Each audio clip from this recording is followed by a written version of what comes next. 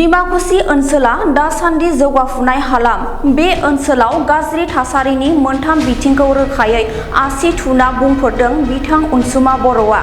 सेथि बिथिङा डिमाकुसियाव जालांना बर' थुनलाइ आफादनि जथुमानि राङारि अडिट होयैनि सायाव। नैथि बिथिङा जादों डिमाकुसियाव थानाय बाजार दखान न' लुनो फैसा लानानै बोसोर बारलांबाय जाफुङै। थामथि बिथिङा जादों डिमाकुसि हालामाव जौ फाननाया लोब लोब उजिनाय, जेराव जौ दखाननो लाइसेन्स होयैसेयावबो जौ दखान थानाय। बेफोर जेंनाखौ लाना नोजोर बोदों अनसुमा बर'आ। बिथाङा समाजारि खौरां बिजोङाव फैना डिमाकुसि हालामनि दैदेनगिरि आरो आइजोनि गेजेराव गोरोबलायैखौ बेखेवना होदों। थारैनो हालामनि मोजां सानखांनाया अनसुमा बर'नि नोजोराव गोग्लैदों। फै बिथाङा खौरां बिजोङाव फोरमायनाय रावखौ खोनासंनो।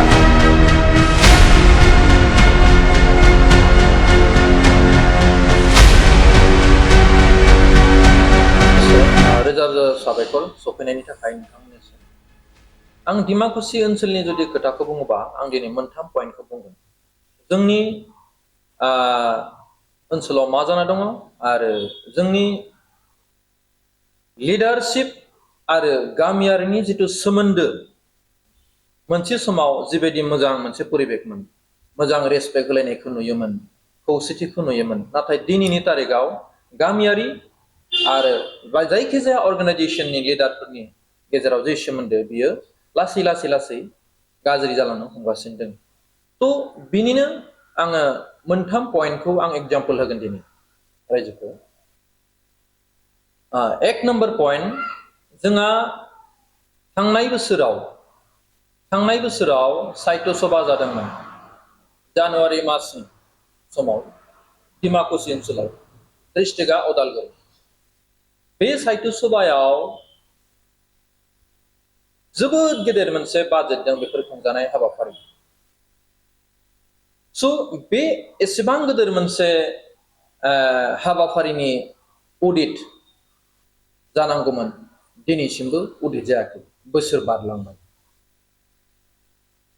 साहित्य सभा थांनाय बोसोराव जाखांनायनि उनाव फिन सेकेन्ड बोसोराव माने बिजिनियाव जानानै थांबाय साहित्य सभाया। थ' मोनसेनि उनाव मोनसे जाना थांखांनायनि उनावबो जोंनि उदालगुरि डिस्ट्रिक्टनि सिङाव जे हाबाफारि जादोंमोन बिनि अडिट दिनैसिम गैया। जोङो ओनसोलनि मानसि हिसाबै खोनायो दिनैसिमबो सोरनियावबा बेसेबांबा लाख होनो दोङो, सोरबायाबा बेसेबांबा मोननो दोङो, आरो रावबो जोंबो माने अडिट होलायनो थाखाय रेडि गैया।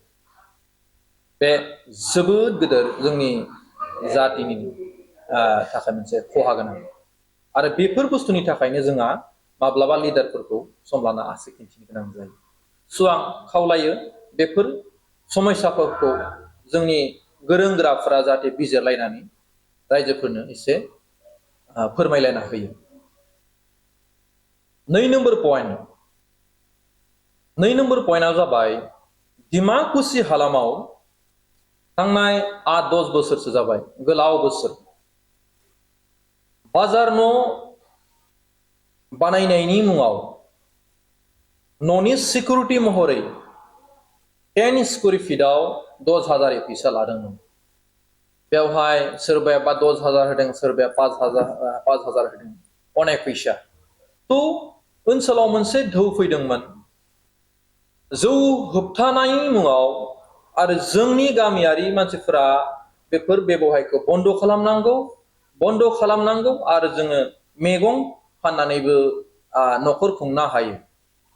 एग्जाम्पल होयै गामि खना खनलायाव जोबोद मोनसे गेदेर एवारनेस जादों। आरो बे एवारनेसआ जों गामियारि ओनसोलनि खर'आव नांदोंमोन हिसाबै गामियाव जौ होबथानो गोबां गामियाव हादों। आरो जायफोर जौ सावग्रामोन बिथांमोना जौ बन्द' खालामखांनायनि उनाव थांना थानो, गथ' गथायनि थाखाय आंखालखौ सुफुंनो मोनसे बेबहाय सानखांनो गोनां जादोंमोन, बाजाराव फैनानै मैगं थाइगं बेफार, साहा दखान बेफार। थ' बेखौ लोब लोब खम समनि गेजेराव जोंनि डिमाकुसि ओनसोलाव मैगं बेफारिया बारिनो हमबाय बर' आइजोफोर। आरो खाफाल मोजां, बे बारिफुबाय थानाय समावनो जाहाथे बैफोरखौ मोजां मोनसे खाबु, मोजां मोनसे जायगायाव फानहोनो थांखिनानै जोंनि किसुमान ओनसोलनि डिमाकुसि ओनसोलनि गोरों गोराफ्रा सानदोंमोन। आरो साननाय बायदि बिथांमोना मोनफ्रोम दखानिफोरनो सुबिदा होनायनि थांखियाव 10 स्क्वायर फिटआव 10,000 लादोंमोन। माखासेया 10,000 होदों, माखासेया 5,000। नाथाय दुखुनांथावना दिनैसिम 8-10 बोसोर बारलांबाय, न'आ क्लियार गैया आरो बेखौ कमप्लेन होग्राबो रावबो गैया। थ' आं खावलायो, बेबो गेदेर मोनसे इस्यु। जुदि ओनसोलाव जौगानायखौ लुबैदोंब्ला जोंनि गोरों गोराफ्रा बेफोर समस्यानि समाधानखौ खालामना होनो हानांगौ। मोनफ्रोम खामानियाव गेदेर गोलावनि आखाइ थायो आरो बे गेदेर गोलावा आखाइ थानायखायनो रायजोफोरा आसि खिथिनो गोब्राब मोनो, हामा मोनजानो गिनानै। आरो बे सोमोन्दोआनो लासै लासै बबेबा मोनसे अर्गानाइजेसनजों आरो गामिनि मानसिफोरजों ग्रेंग्रुं जालायगासिनो दं आरो बेदिनै सानफा नङा सानफा बारलांगासिनो दं बेफोर थासारि। 3 नम्बर पइन्ट, आं डिमाकुसि ओनसोलनि हिसाबै आं डिमाकुसिनि ओनसोलनि खोथाखौ लानानै बुंबाय थादों। 3 नम्बर पइन्टआ जाबाय, डिमाकुसियाव जौ फाननो थाखाय माने लाइसेन्स होनाय जाया। बेयो जोंनि थाखाय जोबोद मोजां। डिमाकुसि ओनसोलाव जौ फाननो थाखाय लाइसेन्स होनाय जाया। नाथाय दुखुनांथावना जोंनि ओनसोलाव सोरगिदिं जेरावबो जौ फाननायखौ नुदों। सोरगिदिं डिमाकुसि मेन टाउनावनो खना खनला सान हर फानो।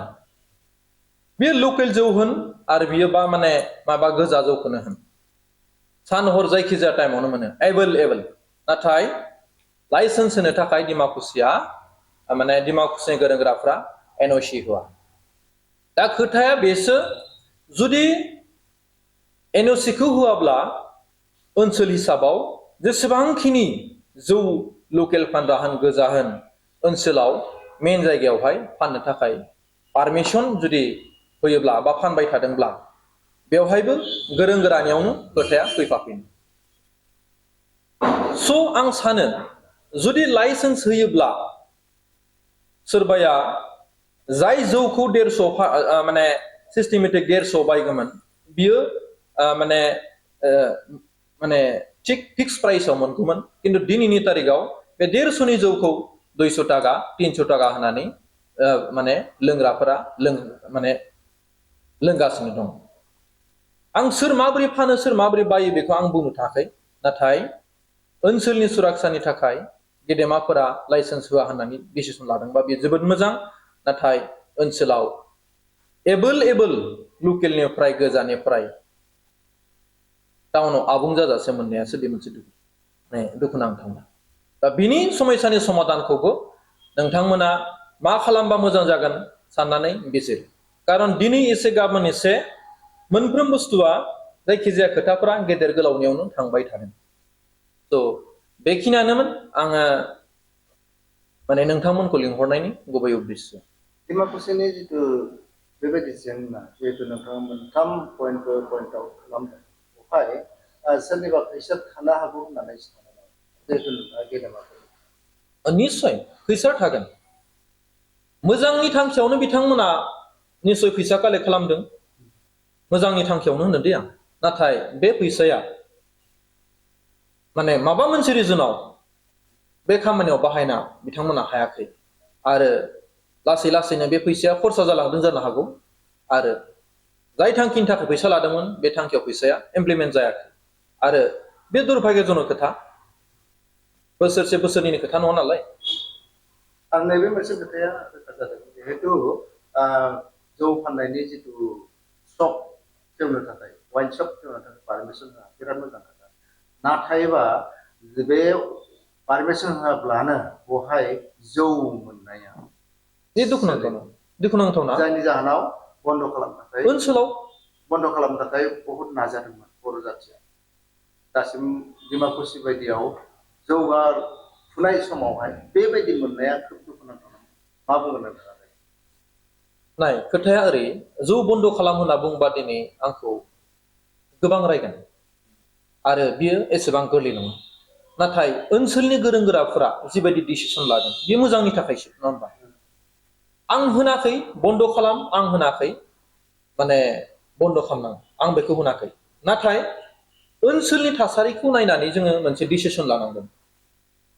दिनै हारसिगालि लाइसेन्स होआ होनना बुंदों आरो बे जायगायावनो प्रशासननिफ्राय लानानै गासैबो सोरगिदिं मिन्थियो जे जौआ ओनसोलाव साग्लोबजोबनाय होमबा जौ होआ होननायनि ओंथिया मा थाखो लाइसेन्स होआ होननायनि ओंथिया मा थाखो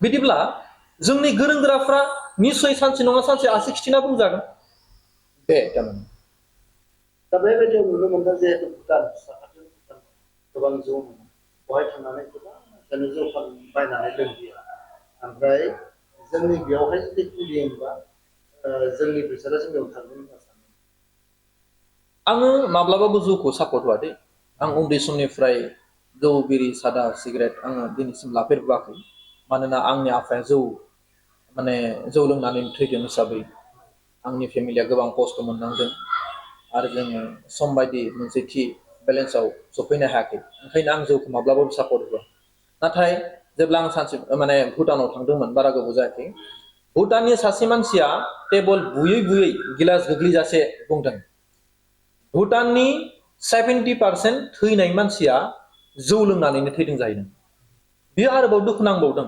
भुटाननि मुंदांखा सासे डक्टर बिनि नाम खारिदों बियो बे डक्टरा गावनि फेमिलिनि मानसिखौ गोबां बार फाहामबाय नाथाय बे मानसिया मा जाना थैदों मिथिदोंना जौ लोंनानै स' बिथाङाबो जोबोद पस्थायदों दुखु नांदों माने गावहा 3 लाइसेन्स दंमोननो नाथाय बै लाइसेन्सखौ बै थासारिफोरखौ नुजोबनानै बियो माने गारदों बियो लायाखै खामानिखौ मावाखै थ' रावहाबो गोजोन गैया जौजों दा बाय जाबाय डिमाकुसि हालामखौ माबायदि जाजानायखौ नुदों डिमाकुसि हालामा गिबियाव जोङो लिडार्सफोरा खौसे जाग्रोनांगोन बे जायखिजाया आफादनि जाया मानो लिडारफ्रा खौसे जानांगोन फार्स्टआव सुद्रायगोन लिडारा गावबा गावखौ खारन लिडारखौ फल' खालामनांगौ जोंनि मानसिफ्रा आरो लिडारखौ फल' खालामबासो लिडारा मोजां लामा दिन्थिगोन खिन्थु लिडारफोरनियाव किसुमान जुदि प्रब्लेम जायोबा बे प्रब्लेमा सुद्रायनो गोबां कठिन जायो आं लुबैयो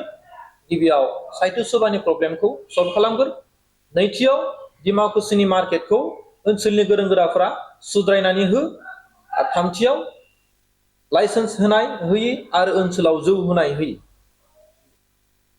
बे बुस्थुआ एसेबो खबाम गोरोबाखै थारमाने थ' बेखौ सुद्रायनो थाखाय थाव थानांगोन नंखायखौ नंखाय बुंनो हानांगोन सैथोखौ सैथो बुंनो हानांगोन नंखायखौ नंखाय सैथोखौ सैथो बुंनो हाबासो बे मानसिया लिडार गाज्रि मोनजानो गिनानै जुदि साइलेन्ट भाबै थायोबा जोंनि समाजा माब्लाबाबो सोलायनाय नङा थ'